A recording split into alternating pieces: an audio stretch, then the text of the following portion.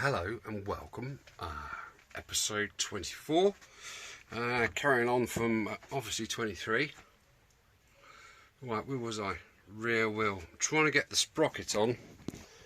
I've managed to find the slightly undersized circlip online, so I need to do something with that. There's the shim, obviously, so the sprocket goes on first, then the shim, then the lock ring in there, circlip.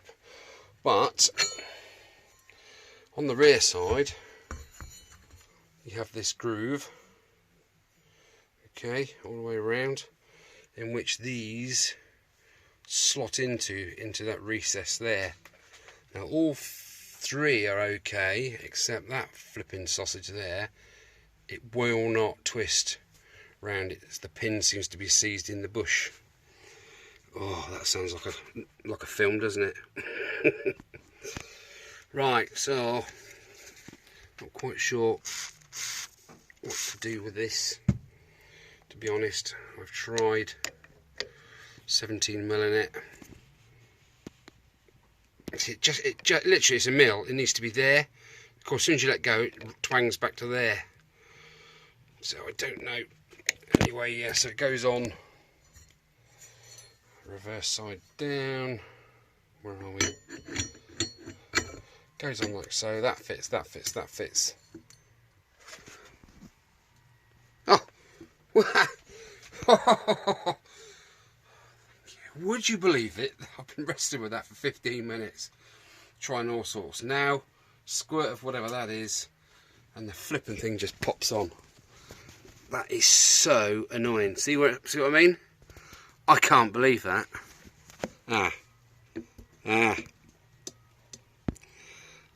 This one isn't in. It's in. And that one's popped out again. Oh. Right, I'm in business now. Hurrah! Well, it's on there now. I put the 3 nuts on, gave it a tap with Mr. Rubber, and now it's all nicely flusheroonied in like so. So that is good news. Okay, so that's on. Now I need to get this shim in on top of there, but as you can see, there are lumps of what looks like rust building up on there. It's more prominent on the rear. Look at that. So basically that has increased the thickness of this shim, and it has to be completely down in there so this circlip can slot into that groove there, otherwise we're knackered, aren't we? Anyway, shut your ears.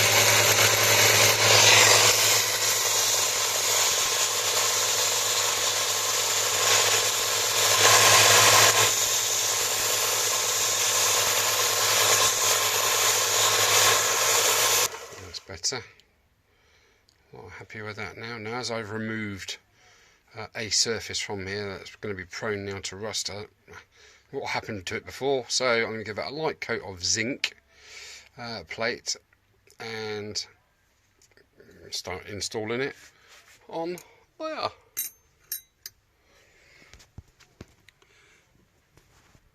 That's better. That's a lot better, isn't it? It's all because I turn my hat around the other way. See, when I get stuck, it goes around the other way and things happen. Right. I'm still getting into the habit of putting tools away after I've used them. It's not come easy, but there we are. We all live and learn, don't we? Okay, right. Put some zinc on there. Get that circlip stretched slightly, and then on there, make sure it fits right in there, and then wheel can go on the bike, can't it? Exciting times. Okay, after a good hour on there, I have skimmed that down till what it should be. That has taken an age. I haven't touched that side. That'll be the external side. That is the inside. The thing is, I couldn't find a circlip for this bike, so I bought this one, and it's just slightly too small, but it will open up and ping in, so you can appreciate the work gone into there. I've even had my tiny little file out, my little diamond file, and I've run round the inside of there, right round, sorry, moving around, that's better, just to make sure that the internal bit is ready to go. So yeah, there we go, look, it's lovely, it's nice, so that should snip straight over. Right, I'm going to pop that on. I'm going to put a little bit of grease on there to save it from getting rusty, and I was going to zinc spray that, but I'm not going to bother. I'm just going to grease it and put that on there, and that should protect it against rust, and I should be keeping a close eye on that, I can tell you that. Right, I'm going to pop that circuit on, and that should be the rear wheel completed and ready to go on the bike. I'm looking forward to doing that. Right, wish me luck. Well, as you can imagine, that was really tight getting on there, so what I did, my normal pliers, circlip openers, wouldn't even look at it, so I adjusted these on the wheel of grindiness, and that I managed to and get it on there. So let's just tap it home. There. Did that snap? Beautiful. Yeah, it looks a bit unorthodox, doesn't it? But it is on there nonetheless. And I am a happy bunny. There's always a way to sort something out. Just got to have a little bit of outside the box thinking. So I'm really happy that's gone on there. Now I can finally get the wheel on the bike and hopefully get it outside before it starts raining again. Whew, flipping heck. Right, before the bike goes on, the wheel goes on the bike, there was one more job left to do, wasn't there? Bit of sandpaper to take off that rust inside there. Otherwise that would have just eaten through the brake shoes in next to no time. There's most of it there. It was pretty gruff, wasn't it? So I'm going to give it a quick squirt of brake cleaner in a minute just to sort that.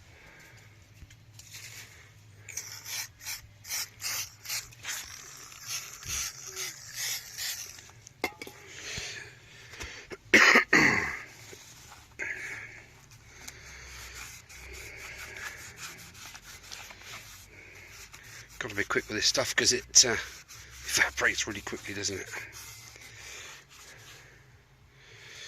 Right, well I think that is well and truly ready to go on the bike now. I've given the shoes a bit of a, oh, it's the wire band, handy. There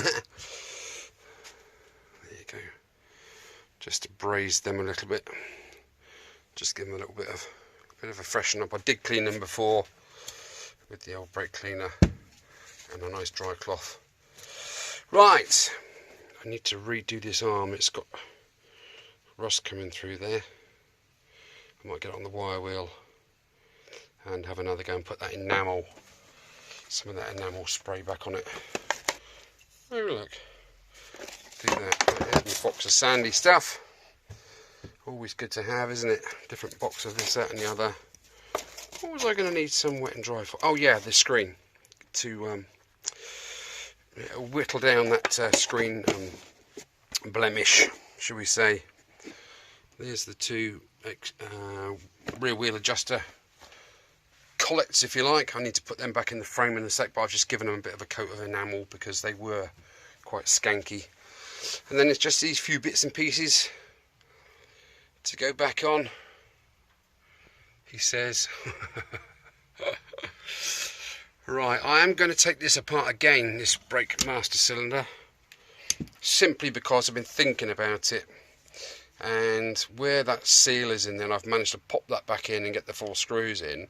When I looked inside at the white the sort of opaque plastic where the black seal is, the black seal isn't continuously pressed against the translucent plastic.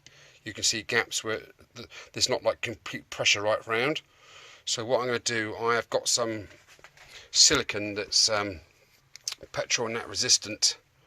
I will go around with a bead of that silicone in there, really fill it up, then squidge this top down on it and bolt it down and give it a good few days before that goes anywhere near the bike and fluid. I don't want to put fluid into there because I've got a feeling it's just going to come oozing out past that seal that's in there, and that would just undo all the good work that I've put into that, wouldn't it? Right, yeah, plodded on. Luckily the old I'm on morphine patches now for my knee, and I'm pleased to say it's made a bit of progress. It hasn't completely eradicated the pain because it's that good. Bad. So, but I'm feeling better in myself. My shoulder doesn't hurt too much now. I can raise my arm up above my head, which is a good thing. But yeah, getting there. Medication and that. I've phoned up. Oh crikey, who is it? See, I can't remember anything. I phoned up Mind, Andover Mind, and spoke to the people there about you know, anxiety and depression, that kind of thing, and they've made an appointment for me, a phone appointment, Monday the 12th. So I'm looking forward to that consultation. That's to see whether they will accept me into their group, which does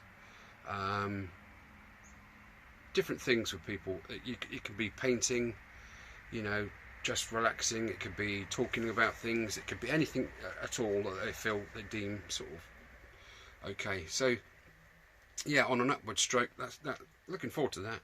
It's the end. It's means to an end, isn't it? Sort of thing. I know it doesn't just go away. Depression. It's not a thing, is it? It's a chemical imbalance in the brain. Therefore, that's what the depression tablets are for. They try and balance up the chemicals that make you a bit, you know, stop your functioning, sort of thing. People that don't have it generally don't understand, and they're bloody lucky, in all fairness, aren't they? Really lucky, you know. There we are. Right, so that's a good thing.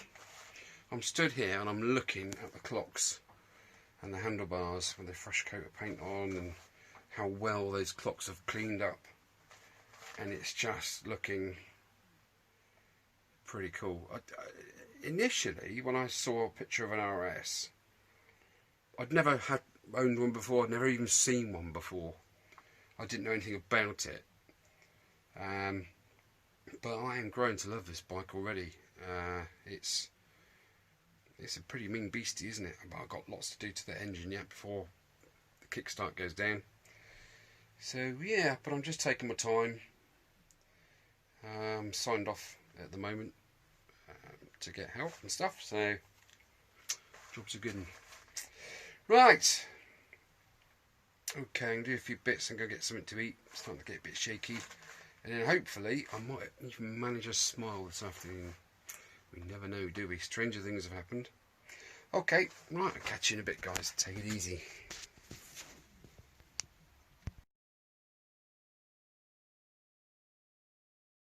I'm not expecting to grow flowers in the desert, but I can look and breathe and see the sun in winter time. In a big country, dreams stay with you like a lover's voice across the mountain side.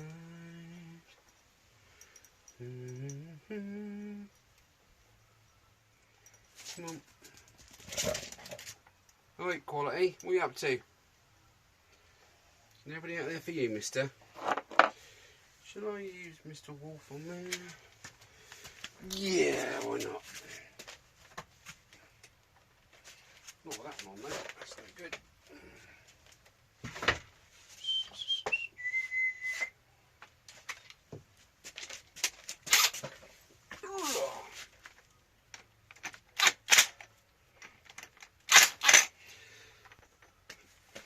Saves that, it's a bit awkward doing that, isn't it?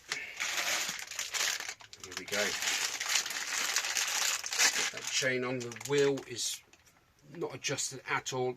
That is on maximum out, so the wheel's maximum in. Oh, this is right oogie.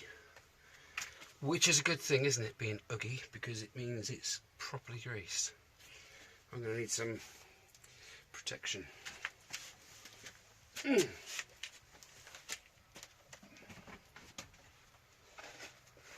Stay with you.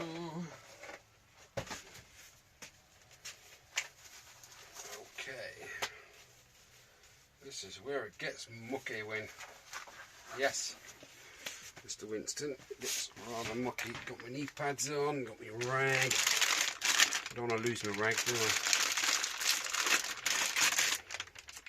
Oh, bloody heck, the clip's on there. Just going to pause you there because I've got to take the link off there. Right, just tap that off with my double ender. What is he talking about? I don't know. I haven't got a Scooby. Right.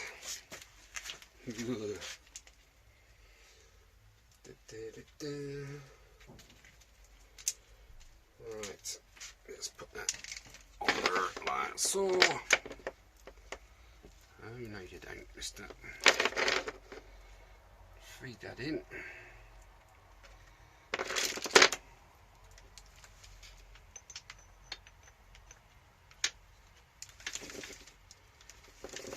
There. Putting that through there. Like so.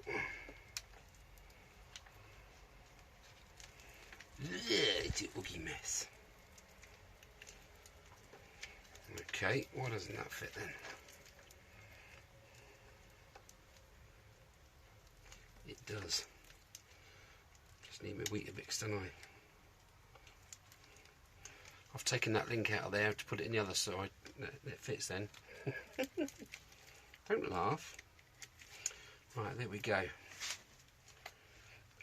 Then we'll put the outer link on, just to finish that link off. And then we put the spring clip on with the U-bend, with the U facing the direction of travel, so the ends facing rearwards, if you know what I mean. That's that. That's that. Just tap that on there.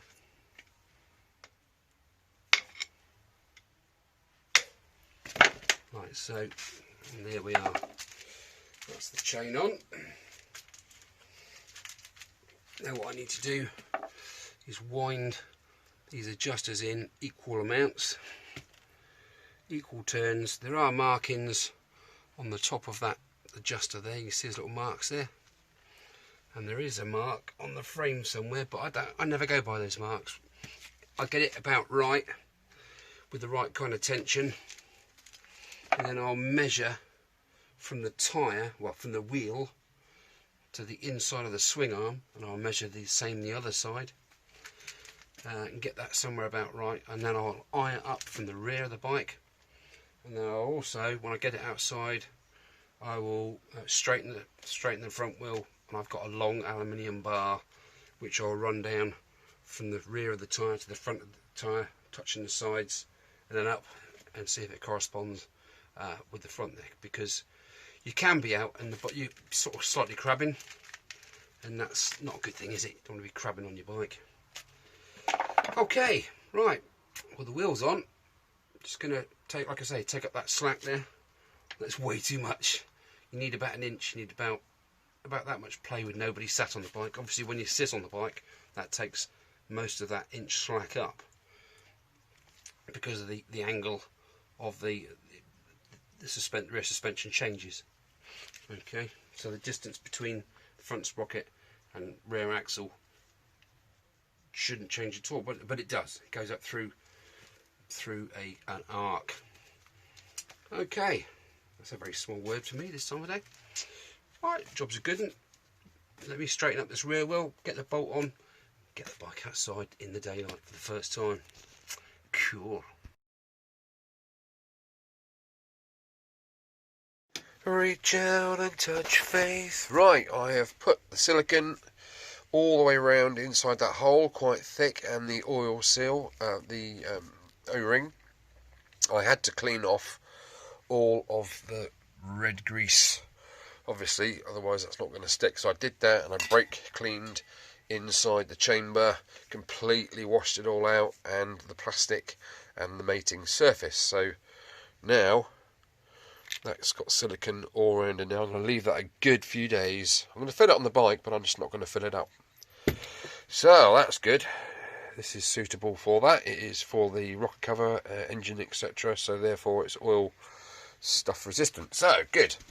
Fingers crossed that that will work. I haven't got 65 quid for that repair kit for that. So fingers crossed it holds. Right. Yep. Get the bike out, turn it around, get it back in, crack on. Oh, honest.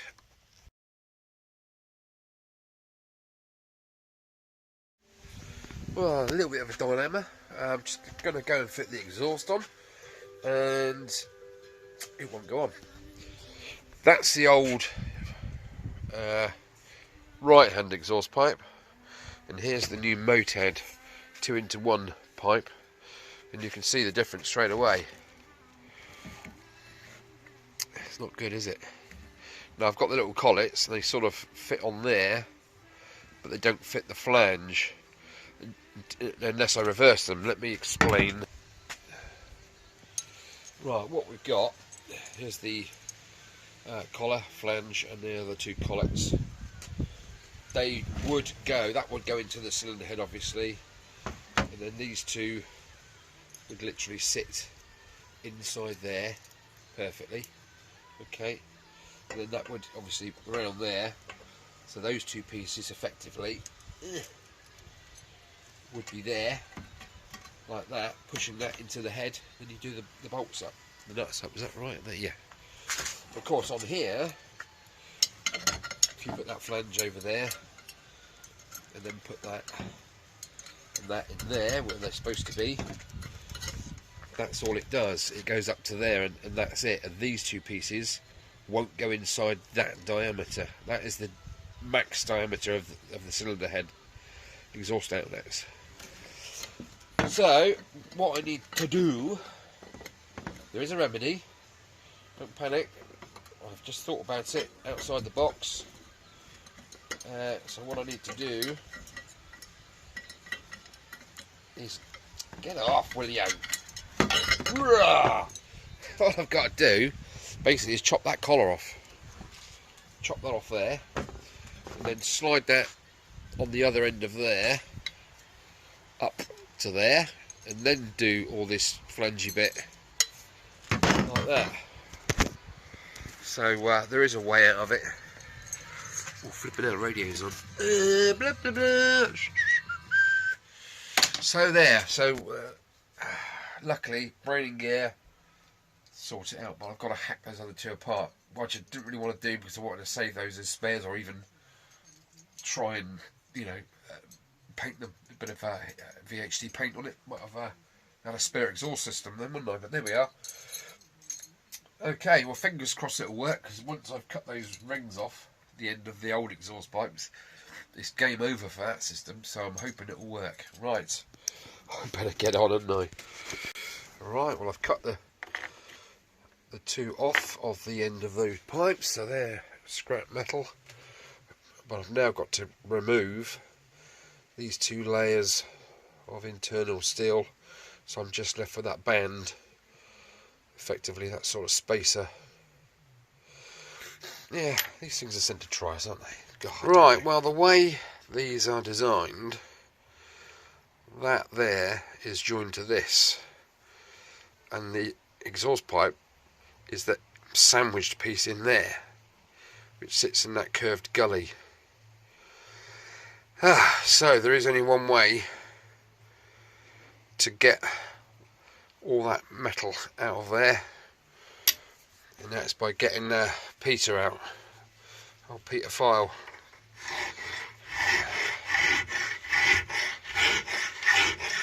Trust me, that is going to take a whole while. My arms are hurting. I've been going at it for 5 minutes already.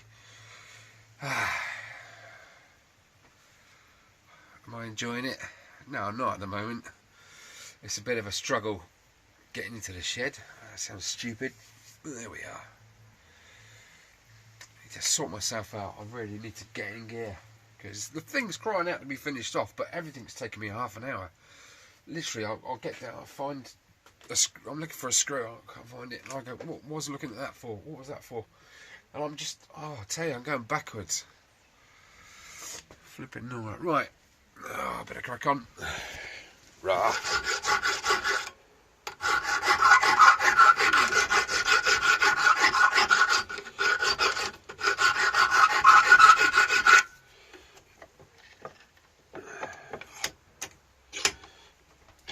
It's got to be close.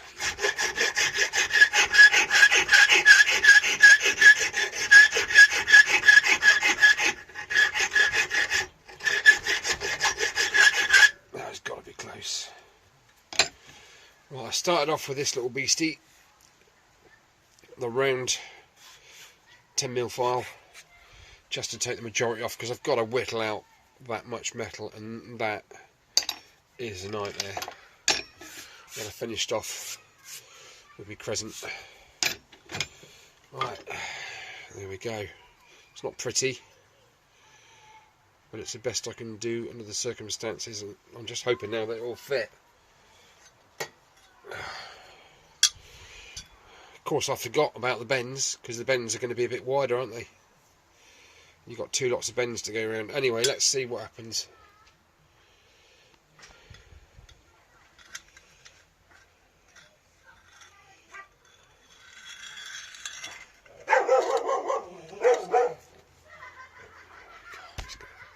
We'll get a boot in the nuts. Shut up. Shut up. Please. I'm trying to film. I don't want to end up on bloody You've Been Framed. Well, it's looking good. Oh, man. That's exactly where it wants to be. I am so tired. That is ridiculous. Fantastic. I am so pleased with that, because now the collets will sit like that, and it will all go into the head with the clamp here, the flange. Oh my goodness. Jeez. Oh my god, that's taken an age. But a little bit of willpower and stupidness. That's brilliant. That is exactly how the old exhaust looked. Ouch. It's got to be flat, that flange. You can't have your flange sticking out, can you?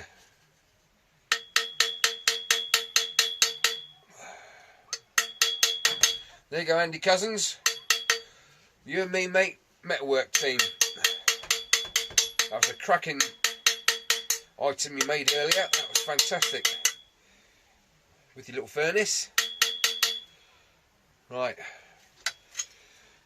The amount of work to get that on there. Flippin' heck. And guess what?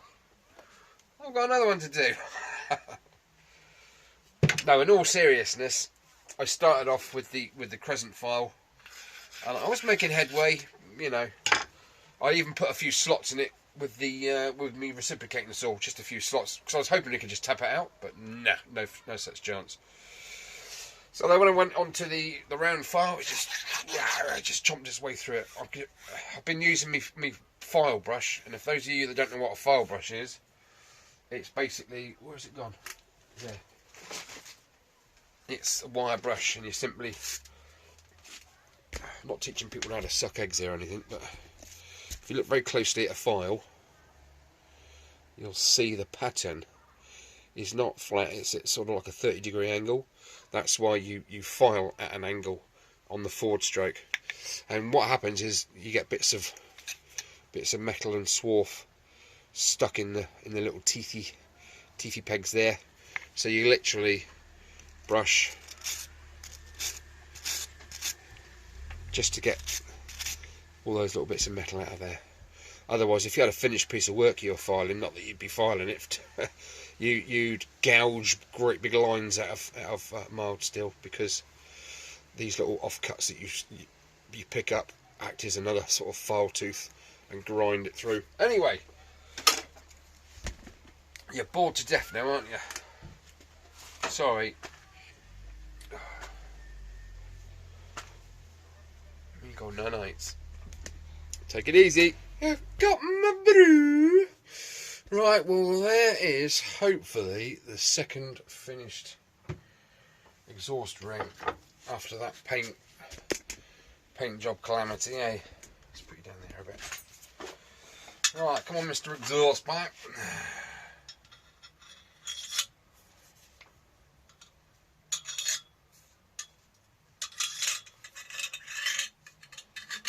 Aha! That's pretty cool. Now I just need to toffee hammer it.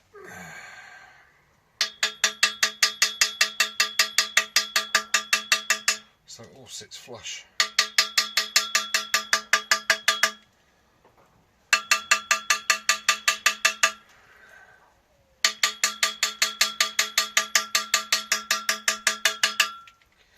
That should do it. Right, so now I have two exhausty pipes ready to go on the machine. But I can't be doing that just yet, because I want to take that right hand engine panel off and check the counterbalance weight chain tension and also the main camshaft tension for the chain tensioner. So, cheers. So I'll be doing that right now. I've had about 9 hours sleep, which is about 3 days worth of sleep normally, so I am not brilliant, but I'm up there. So enthusiasm has crept back in, which is brilliant, because now I can start putting things on the bike correctly. That was the wrong way, wasn't it? That's better. Right, okay. Oops, I'm stood on my flat washer tray. Right, I better crack on and stop just standing there looking at the bike. I'm hoping that silicon's held on the master cylinder there. It's looking alright, isn't it, to be fair?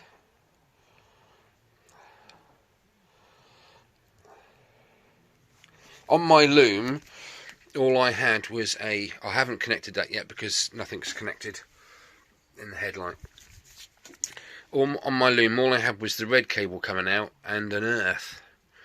So what I've done is I've run the earth up to that point there, and I've done another little fly leadlet back to the negative on the battery. Yes, I know you're supposed to do the positive first and then the negative, but there we are.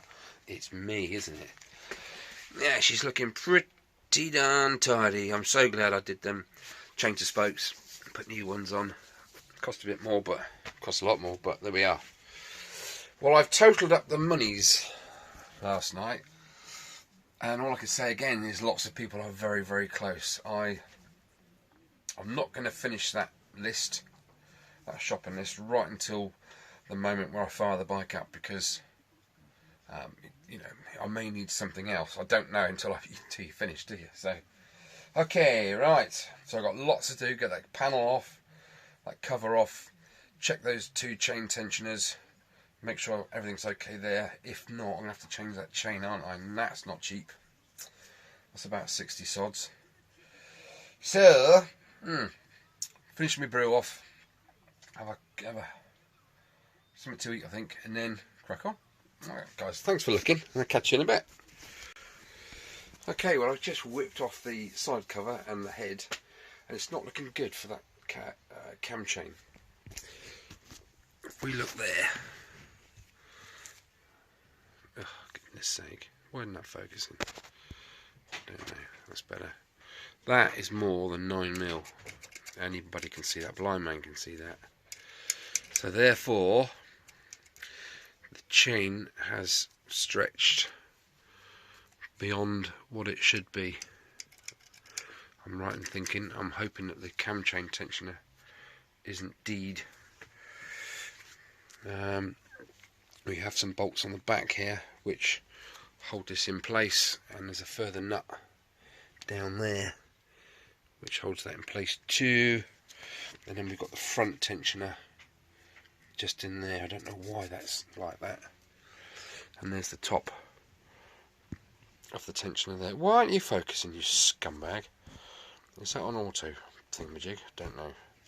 Right, I'm going to pause it there and do some more investigating.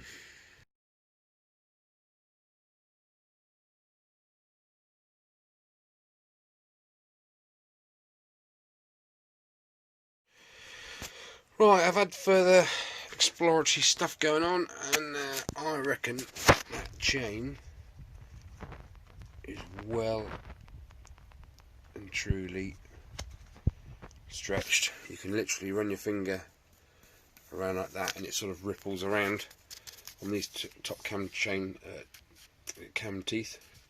So that is knackered. That is more than 9mm. So right, Mr. Muggins here needs to go and spend some more money. I need to get a cam chain.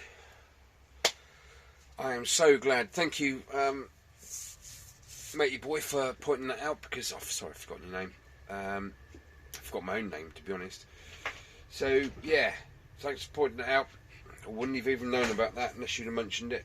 I did see that top piece on there when I was doing the head, and I thought, that seems a bit high, but I didn't think to just look in the book and see what the allowances are, tolerances are.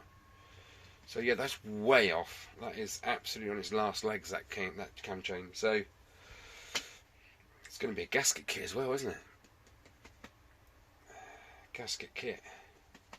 Well, at least I'll have a look at the valves. There's any cracks in the head, won't I? Oh well.